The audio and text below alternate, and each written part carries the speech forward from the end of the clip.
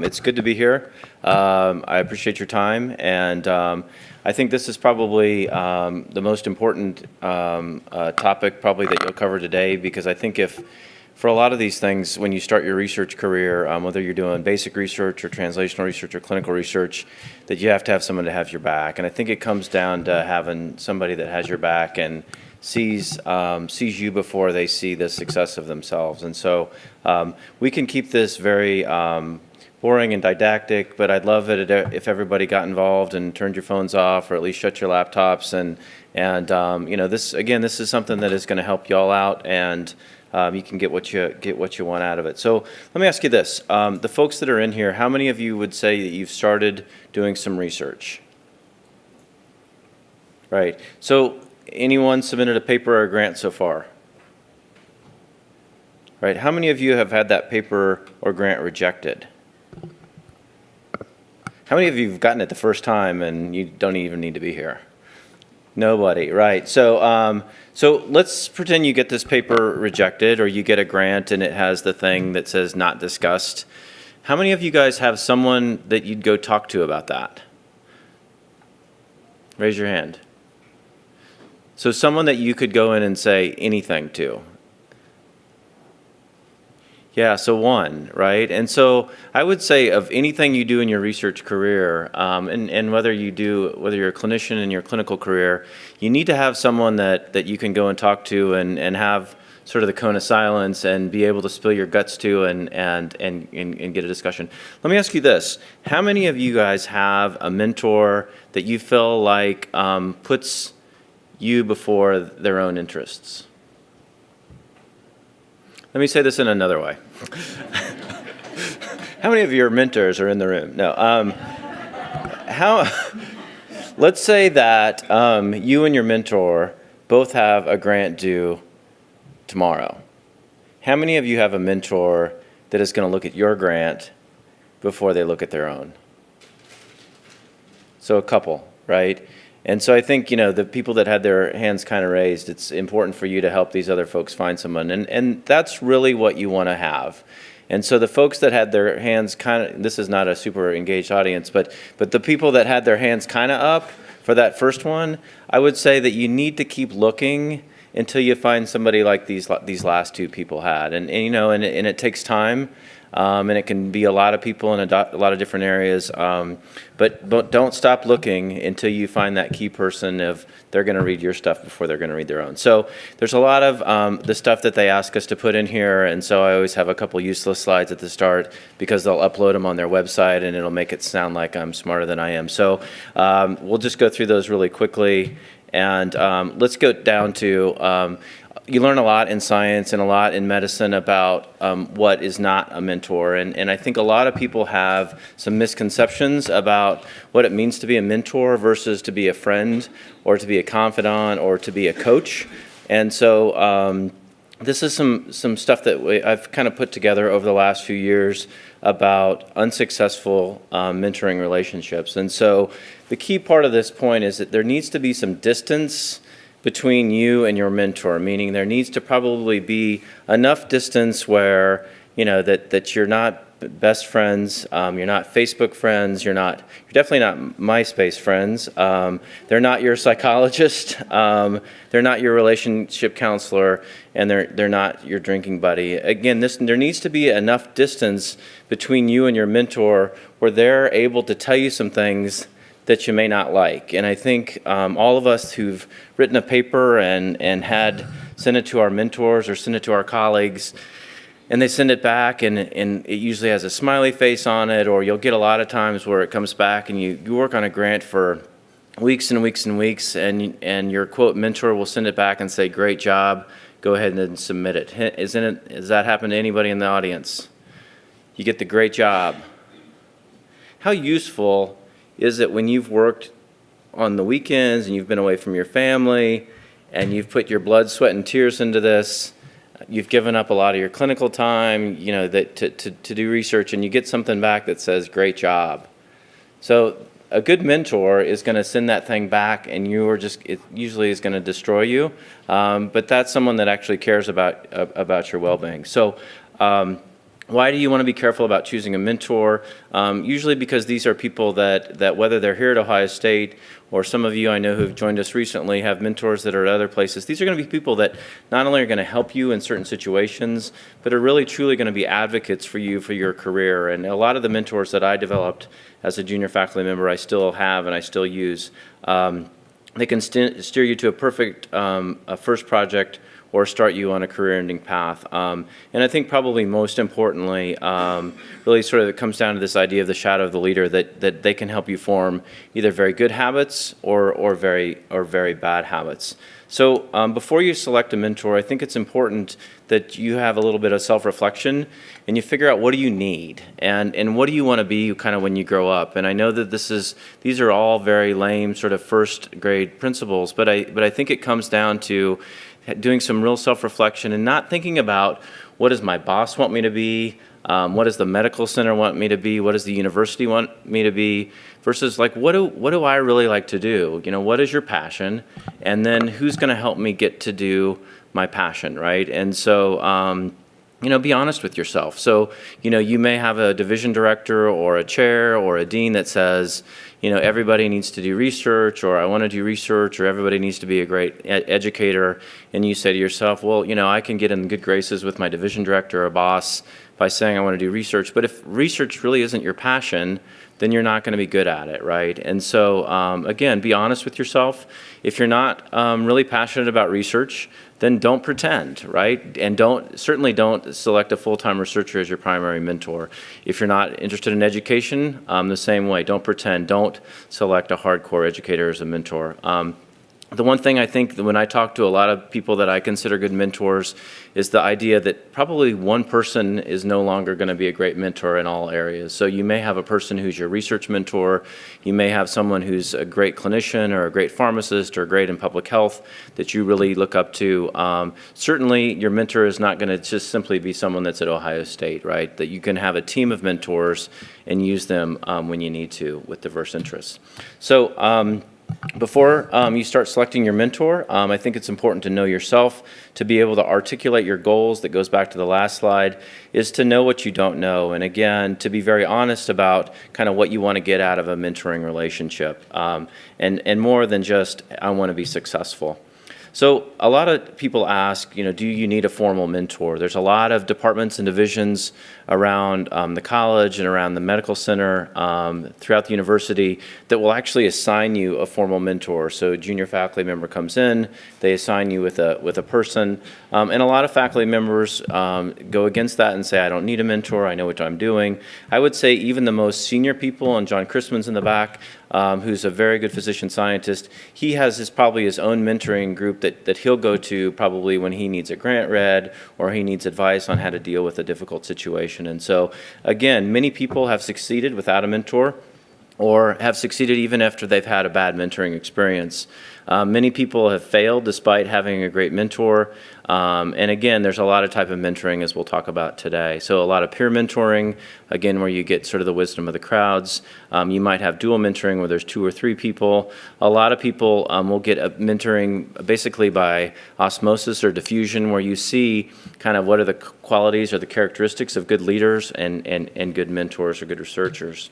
So let's say you decide that you want to get a mentor, that you want to figure out who that might mentor be. And so the first thing is understanding, not simply picking someone because of their name, but why they would be a good mentor. And so again, if this is for research, what is his or her publication record? So again, to get someone to give you a good idea on things that work or don't work, hopefully the idea is that you'll get somebody that has been successful so they can give you good advice. So the first thing is do the papers build on a theme? Do publications, have they been retracted?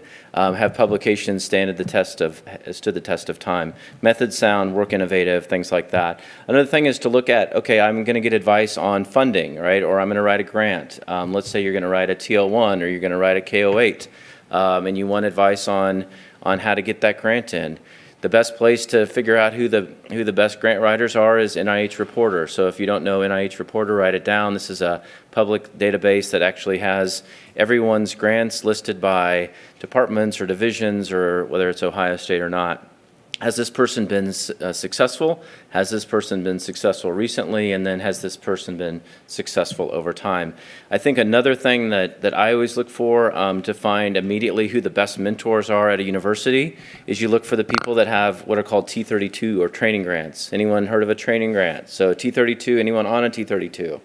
So T32 is a grant that a lot of you may have heard of that is basically involved in training undergraduates or graduate students or clinical fellows during their time.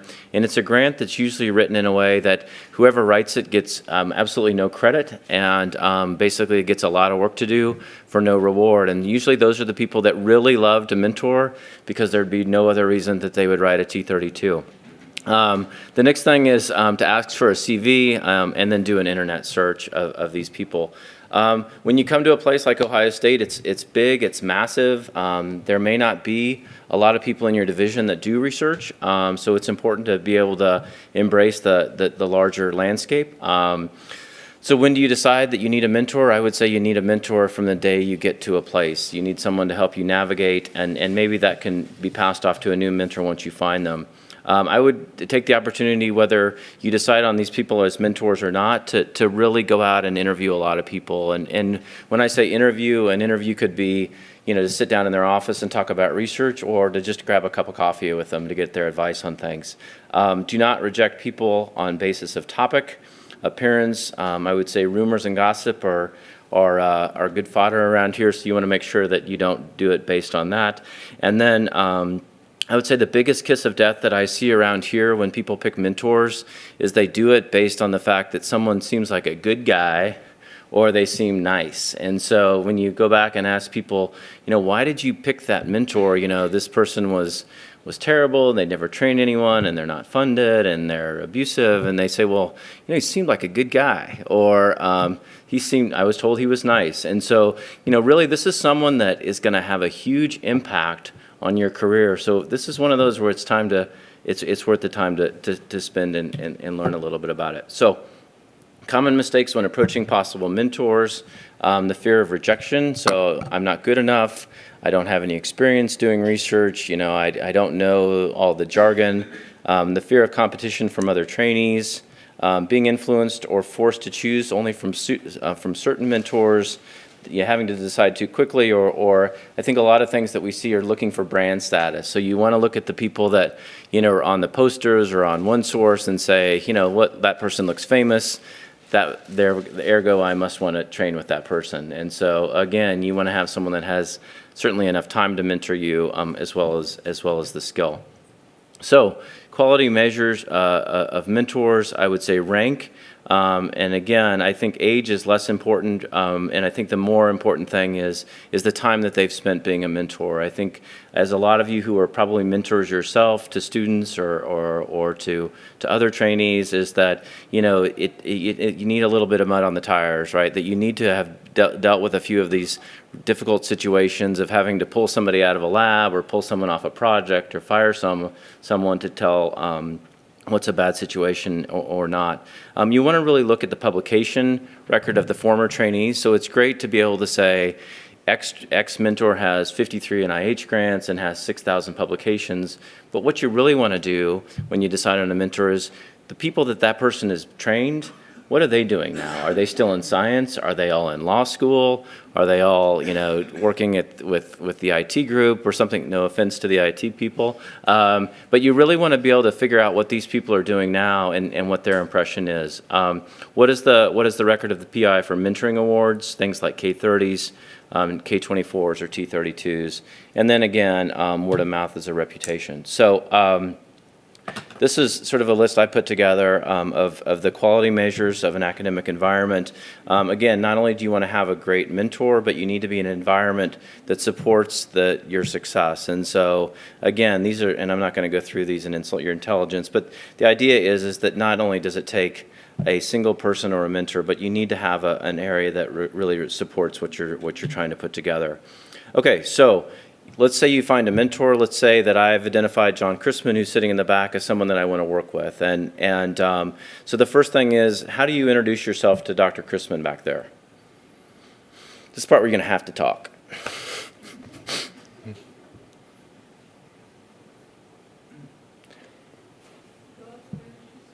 Okay, so where do you go up to John and introduce yourself? Sure, so this is a great time to do this. What about an email?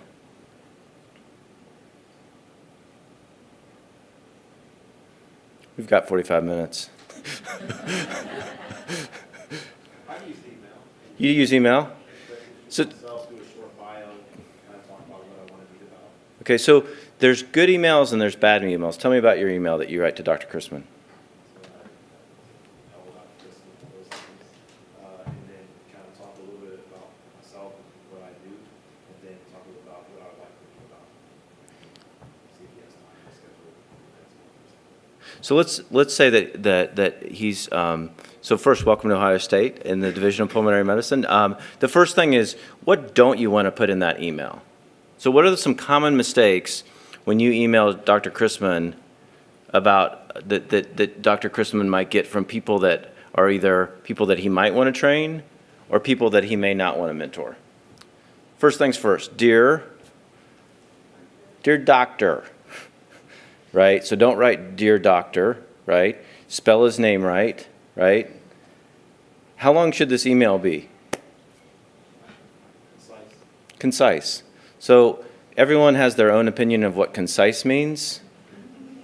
What does concise mean to this group? So let the people that are sitting there looking at their emails now, what's an email that you won't read?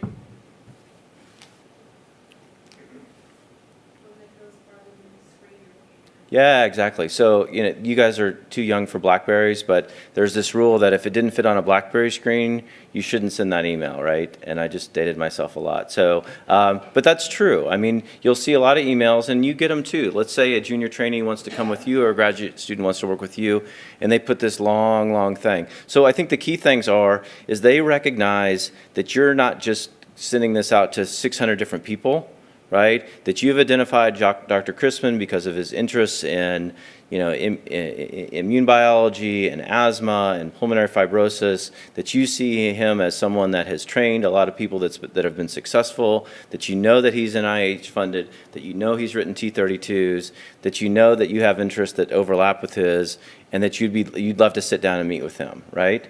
Something like that, right? So what happens if he writes back and says, sure? What's the next step?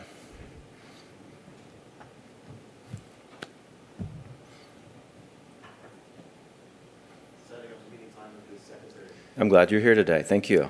So to set up a meeting time with the secretary, do you email him back immediately? You might say, dear Dr. Chrisman, thank you for your time. Can you send me the name of your assistant so I can set an appointment to meet with you at your convenience? So will Dr. Chrisman meet with you that next morning? Probably not. So why might Dr. Chrisman not meet with you the next morning? Is it because he doesn't want to mentor you? No, because he has a job. He has a job too, and so I think it's important that you understand that just because someone may not email you back immediately, that they still may want to meet with you and to not give up. If he doesn't email you back, it might mean that he's in the middle of service, or it may mean that he's in the middle of writing another one of his own grants.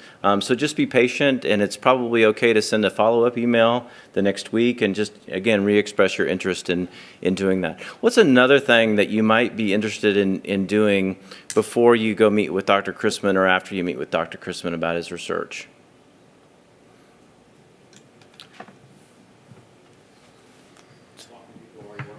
Talk to people that already work with him. What about people that are currently working with him, right? So it's great to put stuff in emails, but the best thing to do is to go by somebody else in the lab or a former trainee, a cup of coffee, and sit down and say, these are my interests.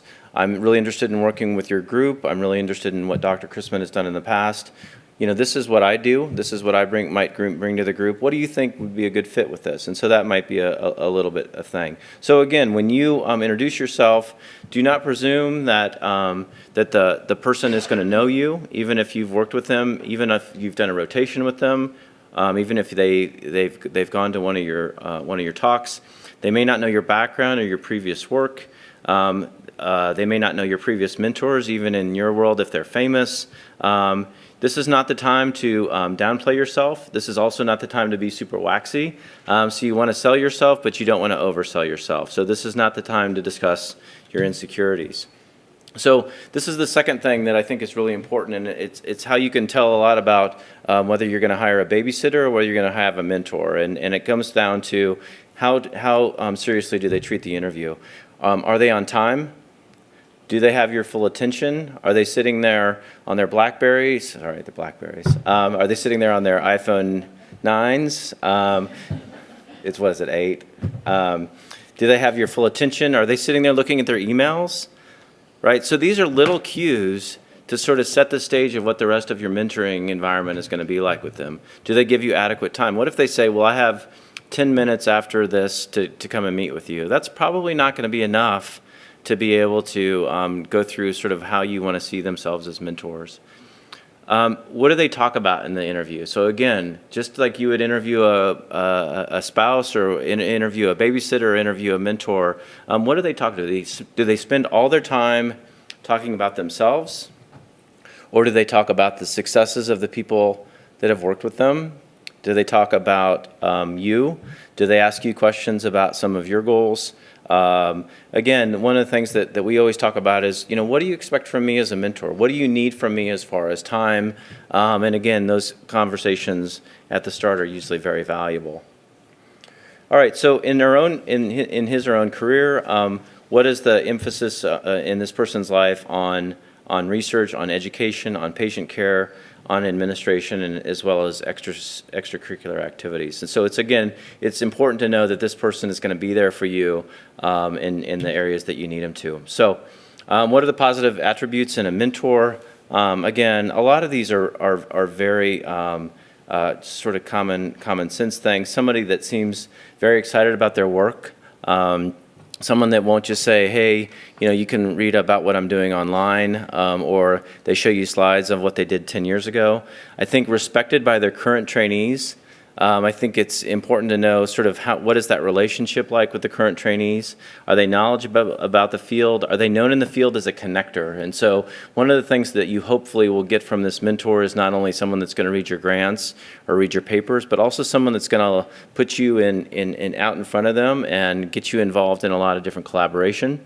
Does not hold excessive grudges or have a lot of enemies, and does not blame their failures or the failures of the laboratory on others. For me, I want someone that's organized, and most importantly, I want someone that's going to treat me with respect and be fair. I want someone that's going to be honest with me when I need it, but also be there when I get my grant trashed or I get my papers trashed, to be there to be very supportive of me and lift me up when I need it. So negative qualities. Again, you learn a lot about mentoring from when it doesn't work. So negative qualities, I think most importantly, is not there, that you actually need time, and time is the most important thing that anyone can give you, and it needs to be quality time. It may not be between 9 and 5, but I think you can tell a lot about a mentor if they're the people that ask you to meet them up on the weekends or are there after hours. So you have to have someone that is going to be there not only physically but also mentally and emotionally for you. Someone that's disorganized is probably not going to be the best person to give you help on a KO8 where there's 53 different forms that you have to fill out and they change every time, and someone that's going to be unreliable or shows up late for every meeting that you have. Someone who's insecure about their own career. So someone that spends most of their time talking about, woe is me and this isn't working, and asking for advice is probably not going to be someone that's going to be there for you. And I think the last two again are head for the hills things that I would say, and I put them on here, and you shouldn't have to say this sort of thing, but have zero tolerance for negativity, inappropriate actions, inappropriate words, or questionable integrity. So run for the hills and don't look back. There's no excuse in a mentoring situation for yourself to be put down. There's no excuse for someone to treat you in an emotional or a physical way that is inappropriate. And again, if those sorts of things happen, then let us know as well. Dr. Chrisman. Since you're using me as an example, one thing that works really, really nice is if you actually go to a lab meeting, the investigator's lab meeting, watch the interaction and presentations and the dynamics there. And I would say it's probably worth a month of your time to go to 4 lab meetings. First of all, if they don't have 4 lab meetings in that month, that's probably not a good thing for you. And secondly, you learn an awful lot about watching people interact with other junior scientists or equal scientists. Yeah. I think. If you've got enough data yourself, say from your PhD, it's a nice idea to offer to give a short presentation, 15 minutes. I've often done that. And that, of course, is really good because people will add your work or you kind of see whether they're going to add value or not add value to your work, which is what you're looking for. You want a team that's going to add value to what you're doing and promote your career. That's the most important thing. Otherwise, first of all, you won't have it. Yeah. You'll be looking for a job at Starbucks or someplace. Yeah, absolutely. Yeah, I think those are good comments, John. I think the other thing is when you look at these relationships, and I think particularly since today is about science and lab work and those sorts of things, is what is the hierarchy in these groups, right? And so, if you have a group of people that are talking about science, and in my mind, that there should be no sort of hierarchy, that what do people call each other, right? And so if you have a fellow calling another senior fellow doctor, or if you have a graduate student calling, the mentor doctor, to me, that something's up with that, right? And so, and again, I realize that I'm a PhD and things are a little bit different, but to be able to have a scientific conversation about data and having to call someone doctor, to me is a little bit off-putting. And so again, I know that every situation is a little bit different, but at least in my mind, the science needs to operate in an area where everybody's on the same level. So again, the last thing we just talked about is questionable integrity. So things that you might be asked when you interview with a potential mentor is, why did you come see with me? Why did you come see me? What is your experience? Where do you see yourself in 5 or 10 years? For me, when I started science, I knew that I loved science, but I hadn't sort of had those discussions of where I might be in 5 or 10 years. Kind of my goal was to make it through the first year and keep my job and to keep doing research. And so I hadn't really thought about it at that level. Again, this last one sort of we can not spend a lot of time on, but things they certainly can't get involved in asking you are things about your religion or your race or things like that. So let's flip the script here. So I'm interviewing with you. You guys are all mentors. Be selfish, right? So what are you thinking? What are you thinking when you're interviewing me? Okay, so you guys are going to be on the other side of the desk here in a matter of no time. What are the things that you're thinking about? I walk into your office, and you've just finished 19 other meetings, and you have this another person saying, "I'd like to do research with you." So, what are your questions? Is this person worth my time? Absolutely. How would a person show that they're worth your time?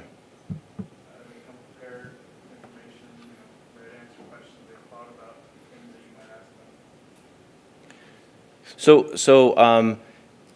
this is going to be the rest of your life and the rest of your research career. How much legwork or back studying do you do for this for someone that you really, really want to work with?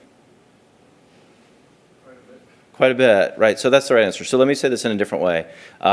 So a lot of people will come into the office and say, whether it's a high school student or whether it's a fellow or a junior faculty, and say, "Hey, I'm really interested in doing research."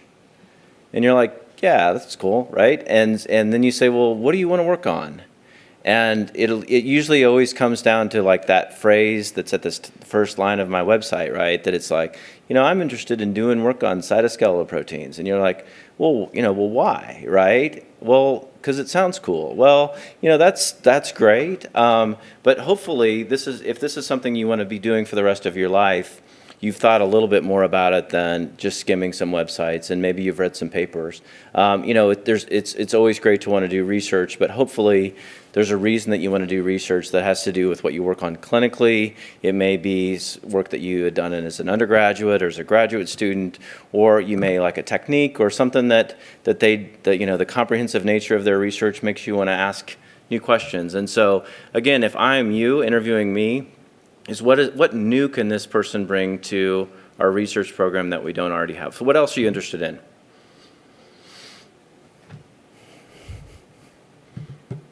You're interviewing me. I just walked in your office. I'm interested in doing research. How much of your commitment, how is your commitment to the field? Yeah. How much time do you have to do research, right? So I'm interested in doing research, but I should probably just tell you that that I'm doing research in some other labs, and I'm going to be gone next week and things like that. So commitment of whether do you really want to do research, right? What else? Your overall personality. Yeah, so how do you come in? So how do you present yourself? Are you a positive person? Do you have energy? Do you come in and be like, oh, I can't believe I had to park again? Like I had to park, right? Like it sucks every day, but you have to park. You come in and you're sort of, you're dragging, or, your shirt's untucked, and, the worst is when you're interviewing someone and their phone starts going off, or they actually take the call while you're interviewing them. And again, these things seem silly, but they happen just about every time. What else? Are you expecting to be salaried or get class credit? Yep. What else? Yeah. Your background history, work history, and what you've done. Okay. This side of the room. You're going to hire me. You're going to pay me. Okay. So, do you want to know more than that? This side of the room's winning so far. References. What's that? References. Absolutely. Can I give a call, like contacts? So don't believe anything they tell you. So you always want to verify, right? What about if they brought some of their work in? So if they've published, or even if they've done abstract work or have data, the most excited I get about someone who interviews is even people that don't work on what I work on, but if they have this cool piece of data and say, hey, I'd love to share with you what I did as an undergrad, or hey, I'd love to show you, what I'm doing in the clinic, or what something that I've started to talk a little bit about with one of my colleagues. Those are the people that you see, okay, there's a spark, there's something going on behind those eyes, and there's someone that I feel like I could work with. Okay, what don't you want to tell? So you're interviewing me. What don't you want to hear from me?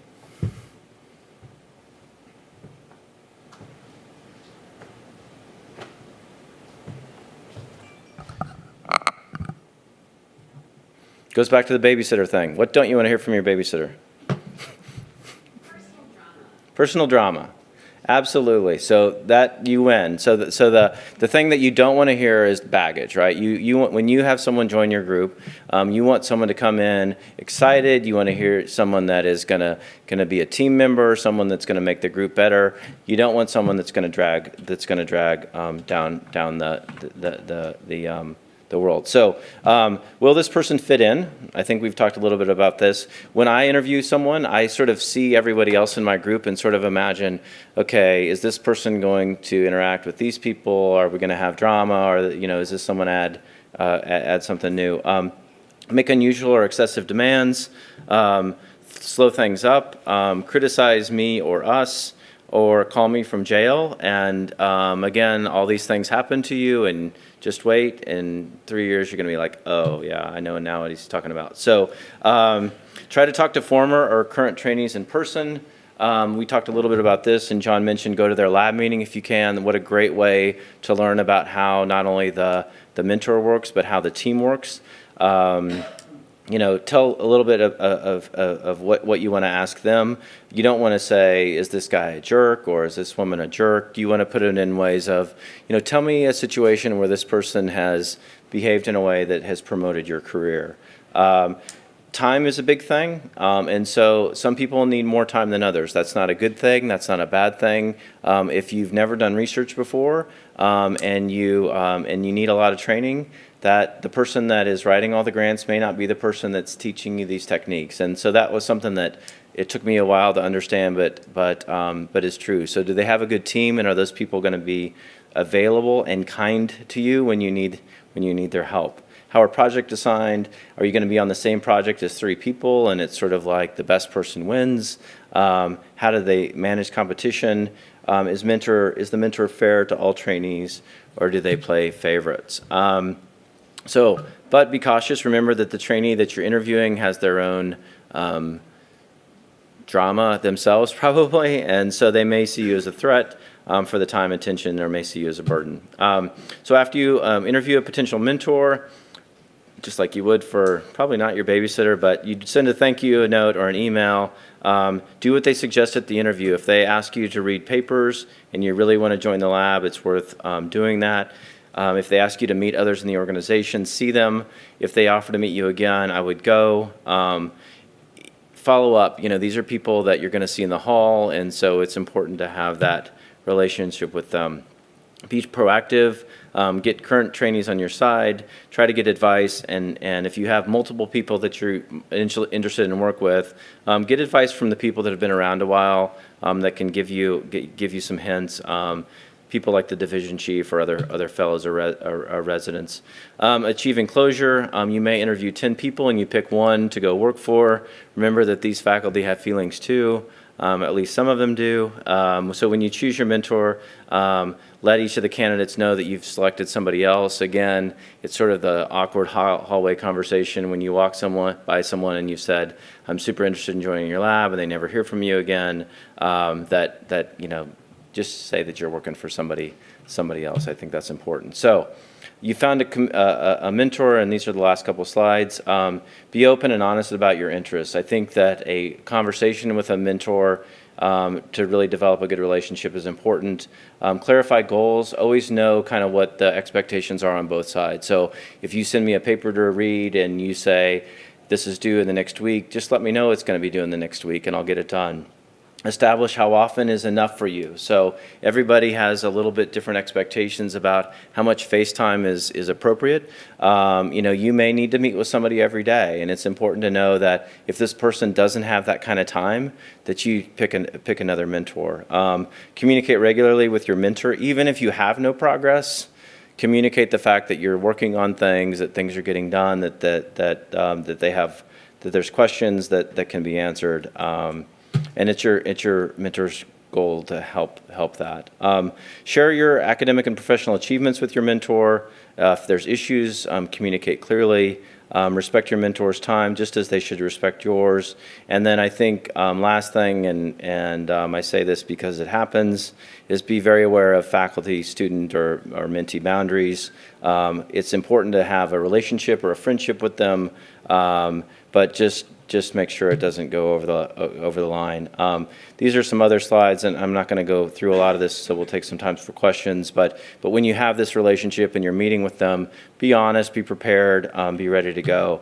And then the final thing is maintain contact with these mentors. And I'm sure a lot of you have been in a lot of different places, and you've racked up a list of good mentors that you have in your back pocket. Keep these people, keep them apprised of what's going to happen. Anyone that's written a K grant so far realizes, oh crap, I should have stayed in touch with these people because I'm going to need 53 letters of recommendation from them. So last thing, tips that don't appear in your mentoring books, big thing is go with your gut. So if a mentor is not around and is not going to be around for you, don't bother.